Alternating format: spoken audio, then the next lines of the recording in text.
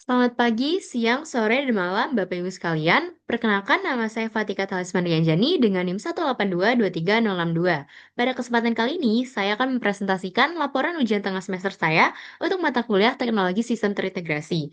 Laporan ini saya mengambil studi kasus platform Gojek dan akan menganalisisnya dengan pendekatan Domain Driven Design.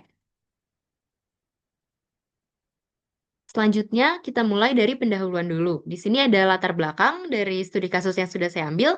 Nah, seperti yang kita tahu, di era transformasi digital ini melahirkan banyak sekali super app. Contohnya itu, salah satunya adalah Gojek. Dia itu mengintegrasikan puluhan layanan berbeda ke dalam satu ekosistem yang sama. Nah, untuk mengelola kompleksitas teknis ini, pasti ada tantangan arsitektural yang sangat luar biasa. Nah, kita udah nggak bisa lagi nih pakai arsitektur monolitik tradisional karena bakal sulit untuk kita expand menjadi, sistem yang lebih besar. Oleh karena itu, kita perlu yang namanya domain driven design sebagai pendekatan strategis untuk mengatasi kompleksitas ini. Nah, caranya itu dengan memecah sistem menjadi bagian-bagian otonom yang kita sebut bounded context. Nah, untuk ruang lingkup dari laporan ini, yaitu saya akan mengidentifikasi dan menjustifikasi core domain, pemetaan subdomain dan bounded context, perancangan model domain untuk core domain, refleksi keuntungan dan tantangan implementasi DDD, lalu analisis integrasi 3 API public, dan yang terakhir itu design context mapping antara dua bounded context yang kritis. Nah, selanjutnya kita langsung masuk ke analisis dan desain domain. Nah, yang pertama itu ada identifikasi core domain. Nah, untuk Gojek sendiri, saya sudah mengidentifikasi core domainnya sebagai orkestrasi pemesanan dan pencocokan atau booking and matching orchestration.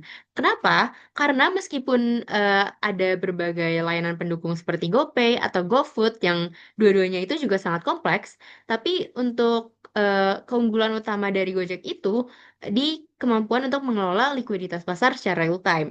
Nah, di mana domain ini menjadi sistem pusat untuk menjalankan algoritma pencocokan yang sangat kompleks dengan mempertimbangkan puluhan variabel dinamis seperti lalu lintas, rating driver, dynamic pricing. Nah, itulah yang menjadi titik di mana proses bisnis ini menjadi memiliki tingkat kerumitan yang sangat tinggi. Selanjutnya di sini saya juga udah mengidentifikasi beberapa subdomainnya. Yang pertama itu ada Context Driver Management yang mengelola seluruh siklus hidup mitra driver.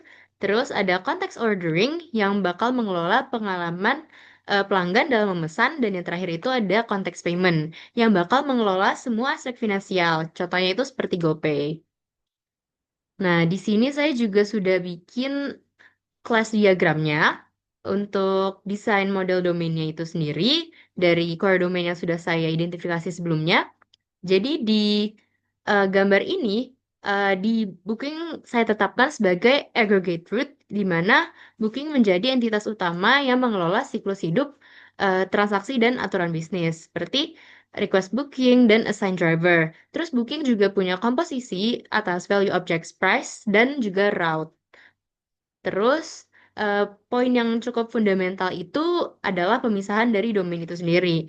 Nah, di sini kita bisa lihat ada driver availability yang menjadi entitas terpisah, di mana Booking sendiri tidak memiliki driver availability secara langsung. Ia cuma punya assign driver ID di sini. Jadi ini memisahkan domain pemesanan dan dari domain ketersediaan driver.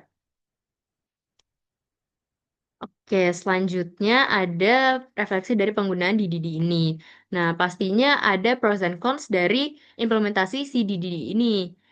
Nah, untuk itu ada tiga keuntungan utama. Yang pertama, otonomi tim dan skalabilitas organisasi. Contohnya misalnya kalau tim dari GoPay mau ngerilis fitur baru, dia nggak bakal ngeganggu tim dari GoRide. Terus yang kedua itu evolusi dan skalabilitas teknis. Jadi kalau kita mau nambah fitur baru tuh gampang. Misalnya kita mau nambah fitur GoMart. Terus yang terakhir itu ketahanan atau resilience. Jadi misalnya ada fitur GoTex ini lagi gagal, tapi layanan main main service-nya itu seperti Gore itu masih bisa berjalan. Inti dari tiga keuntungan ini tuh sebenarnya jadi Gojek ini tuh sangat modular. Jadi service-service eh, pendukung tuh nggak bakal ngeganggu service utamanya. Be- wala- Ataupun ngeganggu sesama service pendukung lainnya karena mereka itu berjalan independen. Terus pastinya juga ada cons dari penggunaan CDDD ini. Nah, yaitu ada tiga juga, yaitu menemukan batasan yang tepat. Misalnya kita jadi bingung untuk nentuin eh, apakah suatu logic itu masuknya ke core domain atau malah ke subdomain dan lain-lain. Terus ada konsistensi data lintas konteks. Nah, makanya kita juga perlu yang namanya arsitektur arsitektur berbasis kejadian atau event driven. Terus yang terakhir itu investasi awal yang tinggi karena di Didi ini perlu waktu yang signifikan untuk fase di main discovery. Nah, selanjutnya ada integrasi dari API public. Nah, di gambar ini saya sudah membuat visualisasi dalam bentuk diagram tentang penggunaan API public di Gojek itu sendiri. Nah, API pertama yang saya gunakan ini ada Google Maps, yaitu krusial karena untuk Places API atau Directions API dan Maps SDK, kita tuh perlu yang namanya peta atau rute. Terus yang kedua itu Mitrans sebagai payment gateway, misalnya untuk top up saldo GoPay. Terus alurnya itu GoPay memanggil API Mitrans untuk charge, lalu Mitrans mengirim webhook untuk konfirmasi pembayaran kembali ke backend GoPay. Terus yang ketiga itu Firebase Cloud Messaging. Itu untuk mengirim push notification ke pelanggan dan juga ke driver.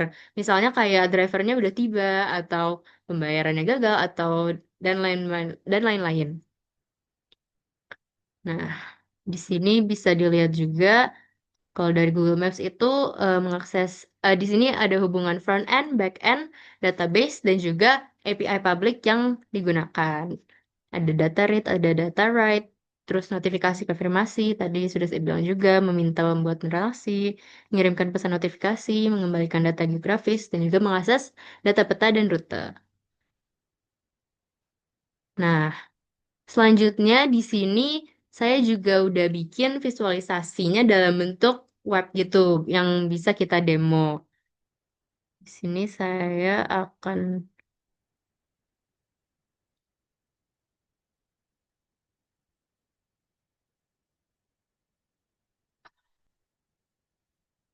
di sini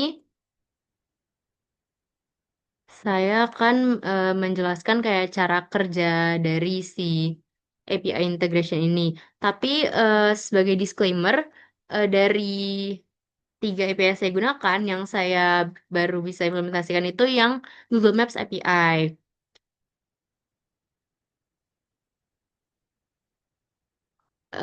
Oke. Alasannya itu karena integrasi Google Maps API ini eh, bisa saya panggil dengan server Google, terus dia juga bisa nampilin peta interaktif. Sedangkan kalau misalnya integrasi Mitrans dan FCM, itu masih saya bikin mockup karena keduanya ini butuh yang namanya backend atau server untuk operasionalnya. Nah, untuk menangani kunci server rahasia sama menerima webhook konfirmasi. Nah, jadi ini belum bisa saya implementasikan sekarang. Nah, di sini untuk Google Maps API-nya itu dia nampilin lokasi kantor Gojek di Jakarta. Nah, untuk API Google Maps ini bisa kita gunain untuk nge-tracking driver, nampilin rute, sama estimasi waktu tempuh. Nah, di sini ada simulasinya untuk Mitras atau Payment Gateway. Pokoknya misalnya skenario-nya ini saldo GoPay Anda sekarang, terus kalau misalnya Anda mau top up GoPay, misalnya 50.000, misalnya saya pencet, dia akan memproses pembayaran, terus pembayarannya dikonfirmasi, lalu saldonya terkirim ke saldo GoPay Anda. Sekarang yang tadinya 125.000 menjadi 175.000. Terus yang ketiga ada Firebase Cloud Messaging. Ini untuk ngirim notif push untuk memberitahu pengguna tentang misalnya status pemasangan atau kedatangan driver atau promo dan lain-lain. Misalnya saya pencet kirim notifikasi driver tiba. Nah, notifikasi berhasil dikirim dan pesannya itu udah kekirim ke pengguna tersebut. Oke,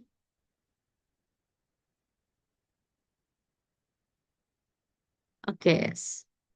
Selanjutnya ke pemetaan konteks.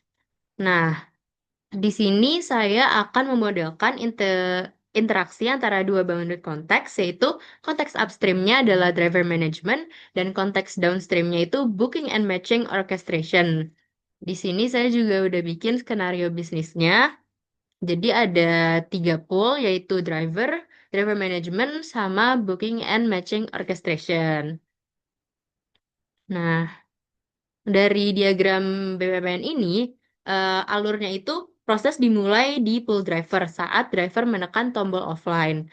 Terus sinyalnya bakal diterima oleh pool driver management, lalu sistem bakal ngevalidasi dan memperbarui status driver di database-nya.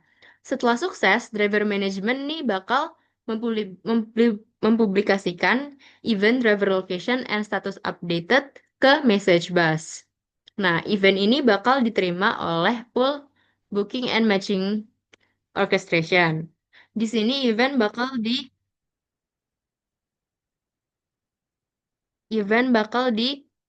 translate oleh ACL dan sistem bakal memperbarui cache ketersediaan driver.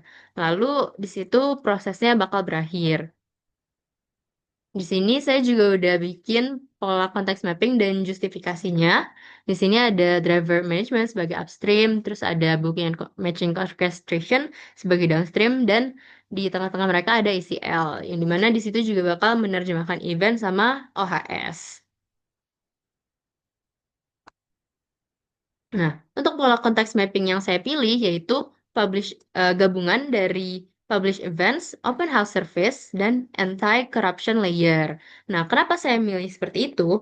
Kalau publish event sendiri itu biasa digunakan untuk komunikasi utama yang asinkronus. Ini tuh lebih efisien daripada polling API ke jutaan driver yang udah terdaftar di Gojek.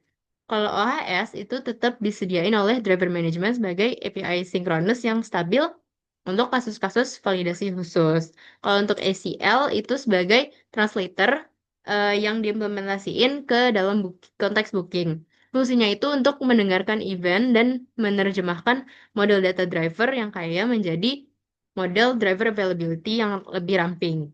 Nah, sehingga core domainnya ini bakal tetap dilindungi dari perubahan di supporting domainnya. Terus terakhir ada fasilitasi interaksi via domain event. Nah, interaksi ini difasilitasi oleh domain event yang bernama driver location and status updated. Nah, seperti yang udah dijelasin pada alur proses dan data kunci payload, ketika misalnya ada driver bernama Budi, nekan tombol offline, si driver management bakal publikasiin event ini ke message bus. Terus ACL di sisi booking dan matching bakal nerima event ini dan ngeliat new statusnya si driver ini jadi offline. Terus segera nge-update si cache untuk ngehapus Budi dari daftar daftar driver yang tersedia. Ini bakal mastiin algoritma matching tidak akan menghasilkan pesanan baru kepada dia. Nah, misalnya seperti ini. Data kunci atau key data payload-nya. Jadi si driver Budi ini mencet tombol offline. Oke, sekarang masuk ke penutupnya. Kesimpulan dari analisis ini, jadi kita bisa tahu kalau DDD ini bukan hanya sekedar pola arsitektur, tapi juga pendekatan strategis bisnis yang vital untuk mengelola kompleksitas dari suatu super app. Nah, dengan kita misahin platform menjadi bounded context yang otonom dan berfokus pada investasi di core domain, Gojek bisa mencapai inovasi yang cepat, skalabilitas teknis, dan juga ketahanan sistem. Nah, desain konteks mapping yang juga canggih seperti dengan OHS, ACL, event driven, itu juga bisa berfungsi sebagai mekanisme integrasi yang memungkinkan konteks-konteks ini untuk berkomunikasi secara efisien tanpa menciptakan ketergantungan. Nah, jadi setiap service tuh berjalan secara modular dan independen. Oke, di sini juga ada beberapa daftar pustaka yang saya gunakan. Sekian presentasi dari saya, kurang lebihnya mohon maaf. Wassalamualaikum warahmatullahi wabarakatuh.